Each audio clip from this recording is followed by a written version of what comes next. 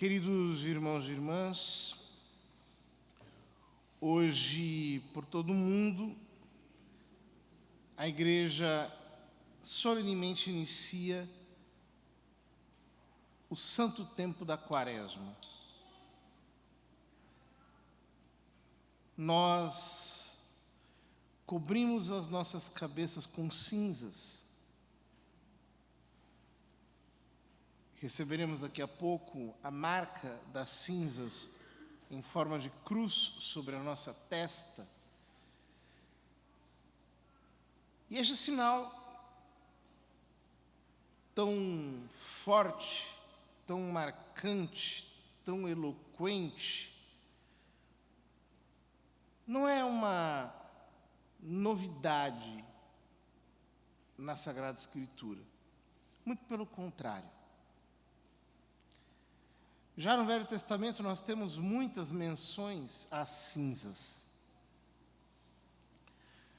Por exemplo, quando Deus diz ao homem que tu és pó e ao pó retornarás. Tu voltarás a ser cinzas. Tu voltarás à condição precária de um pouquinho de cinzas num pote. No livro de Jó, nós lemos que o justo Jó, quando perdeu tudo, e depois, quando foi atingido em seu corpo pela peste, o que ele faz? Ele se senta sobre as cinzas, cobre a sua cabeça de cinzas. Do mesmo jeito, faz Davi, quando morre o seu ministro de guerra, Abner, também cobre a cabeça com cinzas. O mesmo faz a rainha Esther, quando, para interceder pelo povo judeu que iria ser exterminado por causa de um ímpio, cobre a cabeça com cinzas, desfigura o rosto, tira os seus adornos. O profeta Daniel, quando em Babilônia intercede pelo retorno para Jerusalém, se cobre de cinzas em seus dias de jejum, coloca sobre a sua carne um cilício, que era um pequeno cinto feito com peles de animais para raspar a pele, em sinal de seu quebrantamento pelos pecados do povo, os quais ele confessa. E mesmo Jesus, no Novo Testamento, faz referência às cinzas, quando ele diz: ai de ti, Betsaida, ai de ti, Corozaim, porque se os milagres que foram feitos em ti tivessem sido feitos em Tiro e Sidônia, há muito eles já teriam se vestido de saco e coberto sua cabeça de cinzas em sinal de arrependimento. Portanto, em toda essa tradição que remonta desde as origens do homem, em todos os tempos bíblicos, até o Novo Testamento e até a igreja primitiva, nós também nos associamos quando nesse dia somos assinalados pelas cinzas. E o que elas significam?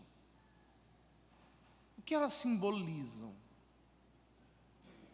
Por que nós as usamos também hoje? Ora, a igreja tem atualmente 2 dias de jejum coletivo. Um na quarta-feira de cinzas, que marca o início da quaresma. E outro na sexta-feira santa. São 2 dias em que a igreja conclama todos os cristãos a jejuarem, de maneira pública, para se humilharem diante de Deus,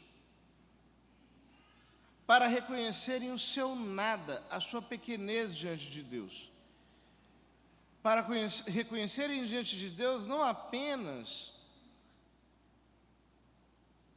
a sua condição precária do ponto de vista do ser, mas também do ponto de vista moral, porque somos pecadores, somos todos falhos, cometemos pecados diariamente, somos fracos.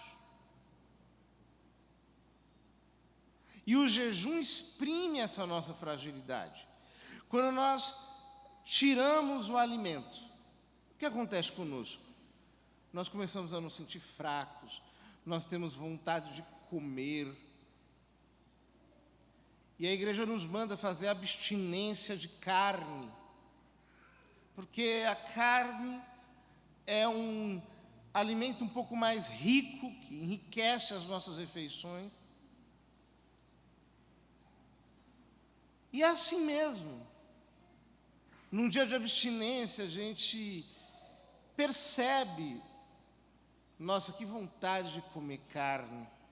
Meu Deus, que vontade de comer aquilo que me agrada. Como eu sou fraco. Basta me privar um pouquinho e eu percebo o quanto eu sou frágil, o quanto eu não tenho consistência. O jejum humilha a nossa carne e nos mostra o quanto nós somos precários, indigentes, fracos. Do mesmo modo que o jejum faz isso conosco de uma maneira íntima, por assim dizer, tocando a nossa carne, as cinzas são uma demonstração desse nosso espírito aniquilado.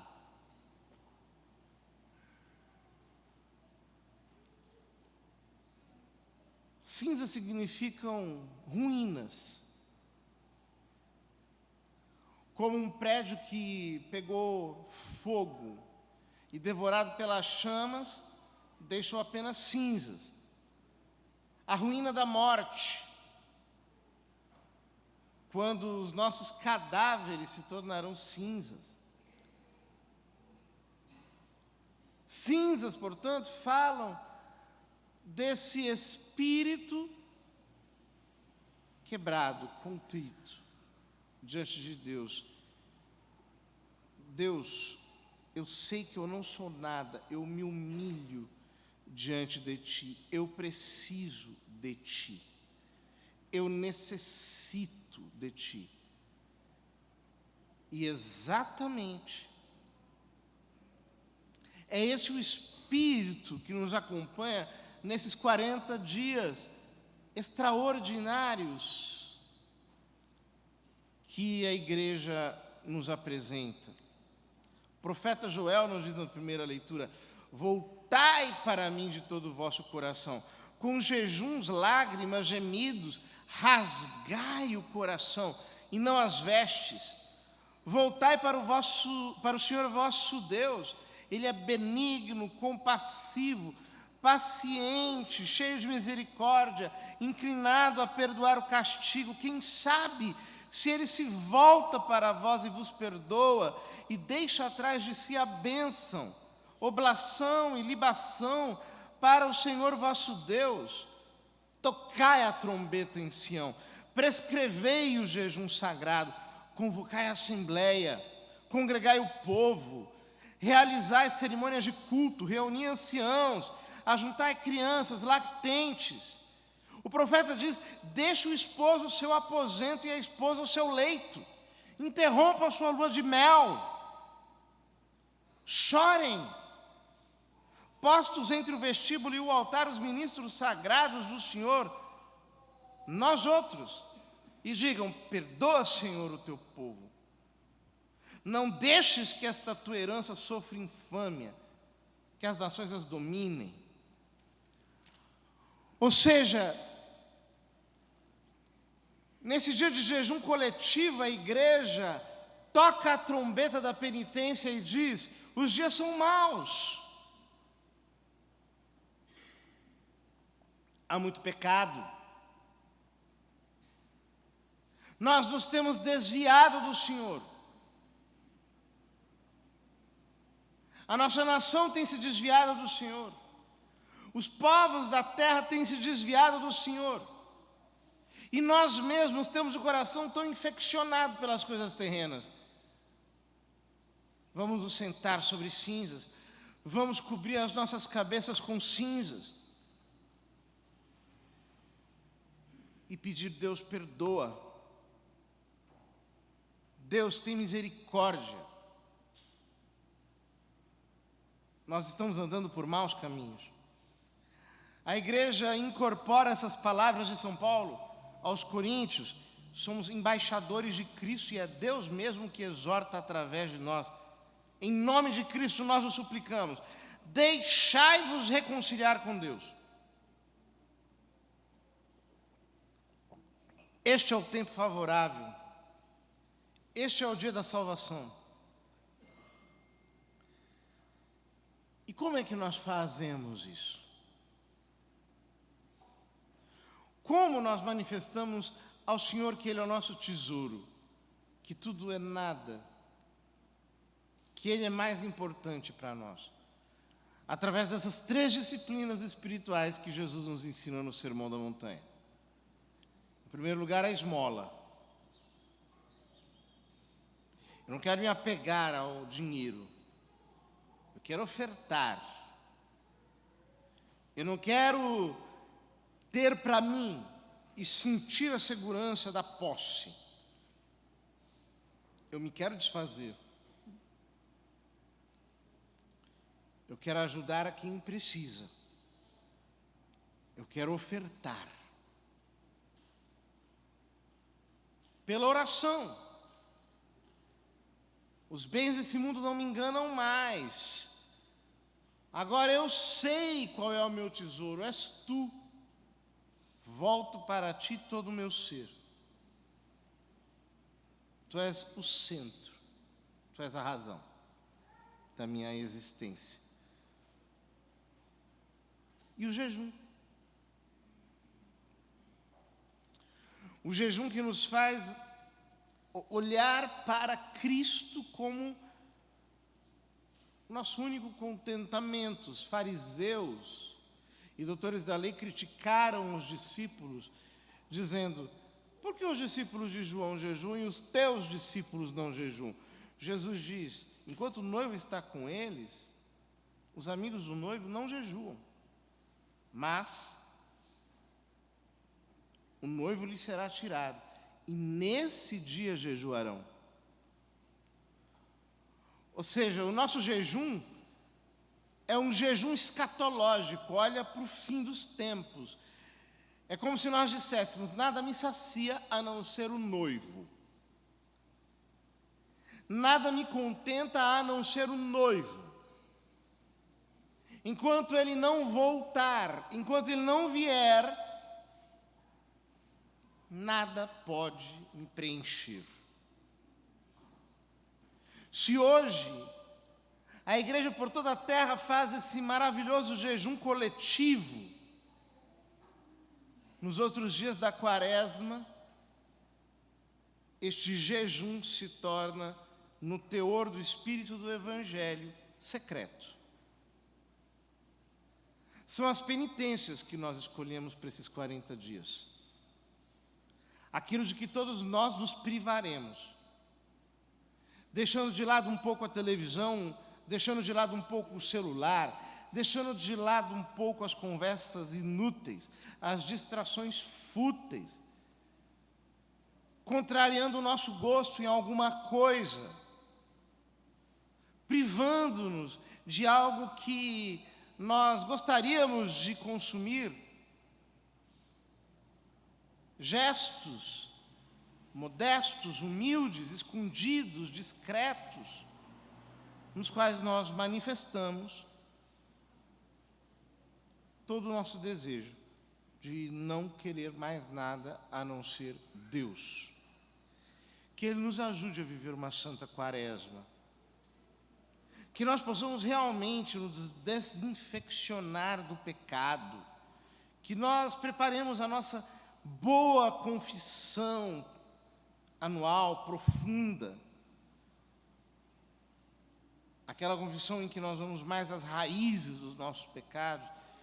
Que nós, queridos irmãos, de fato, possamos passar esses 40 dias totalmente possuídos pelo desejo de deixar para lá o pecado que nos domina, a fim de celebrarmos a Semana Santa, de celebrarmos o Tríduo Pascal, da paixão, morte e ressurreição do Senhor, a fim de iniciarmos uma nova vida.